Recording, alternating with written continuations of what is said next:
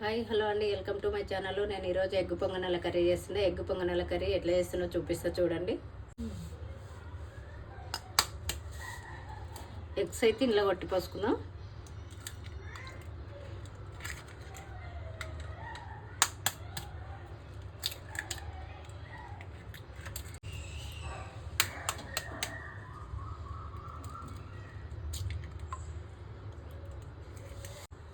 నాలుగు గుడ్లు అయితే కొట్టి పోసిన. ఇంట్లో కొద్దిగా కారం, ఉప్పు సరిపడా, కొద్దిగా ధనియాల పొడి, కొద్దిగా పసుపు. ఇదంతా మంచిగా కలిసేటట్టు కలుపుకుందాం.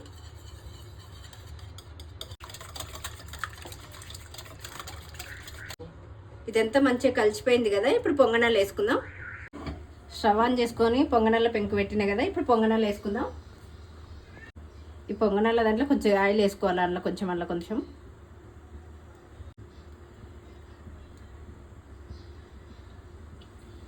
మనం ముందుగా కలిపి పెట్టుకున్న ఎగ్ ఉంది కదా, అది ఇప్పుడు ఇందులో వేసుకుందాం.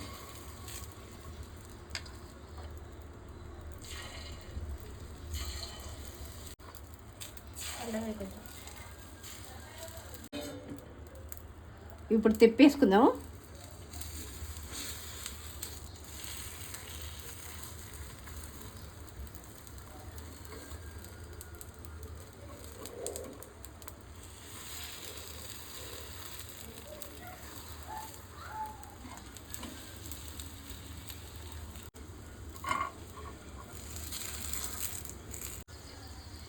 అటు ఇటు తిప్పుకుంటే కాల్చుకోవాలి. ఇవి మంచిగా కాలినాయి, తీసి పక్కన పెట్టుకుందాం.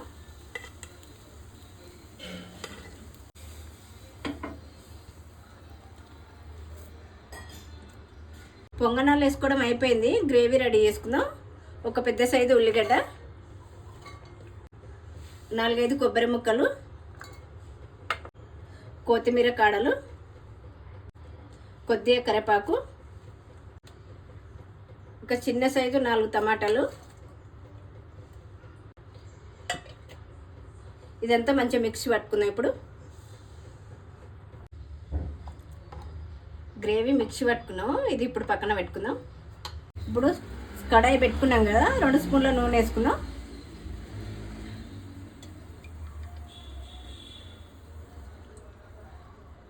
సాజీర, దాల్చిన చెక్క, లవంగాలు, పోపు గింజలు వేసుకుందాం. కట్ చేసుకున్న 2 పచ్చిమిర్చి, కొద్దిగా కరివేపాకు, కొద్దిగా కొత్తిమీర,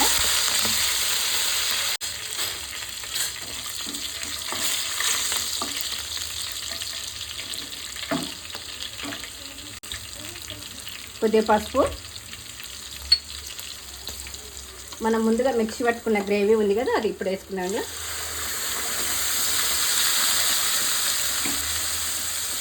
ఇదంతా మంచిగా కలుపుకున్నాం.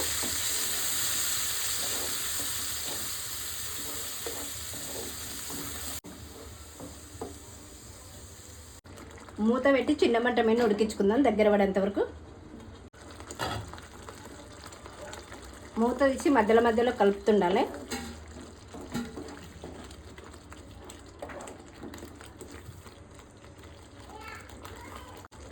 ఇప్పుడు మంచిగా ఉడుకుతుంది కదా.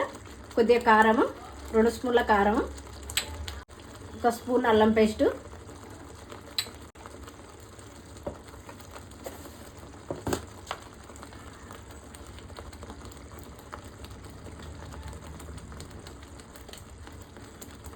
ఒక స్పూన్ ధనియాల పొడి.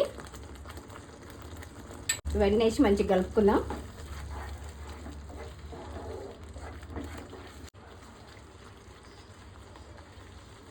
మంచి ఉడికేటట్టు మూత పెట్టి ఉడికించుకుందాం చిన్న మంట మీద.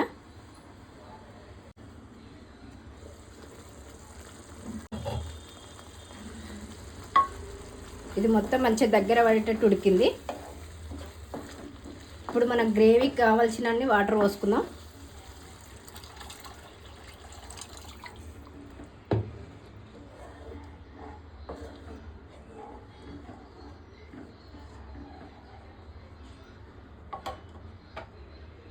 గ్రేవీకి కావాల్సిన వాటర్ పోసుకున్నాం కదా, ఇప్పుడు ఉప్పు సరిపడా.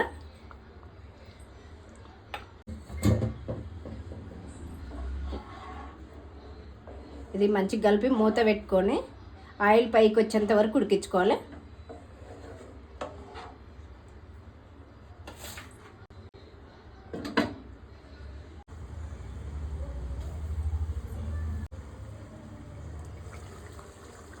గ్రేవీ మొత్తం మంచిగా దగ్గర పడింది. ఇక ఆయిల్ పైకి వచ్చే వరకు ఉడికింది.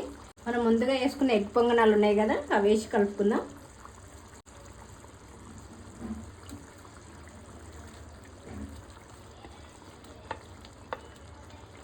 ఇవి మంచిగా గ్రేవీలో అంతా కలిసిపోయేటట్టు కలుపుదాం.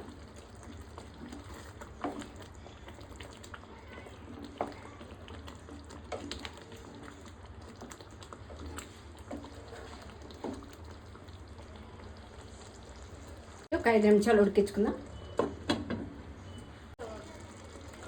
ఎగ్ పొంగనాల కర్రీ రెడీ అయిపోయింది. ఇప్పుడు కొత్తిమీర చల్లి స్టవ్ ఆఫ్ చేసుకుందాం.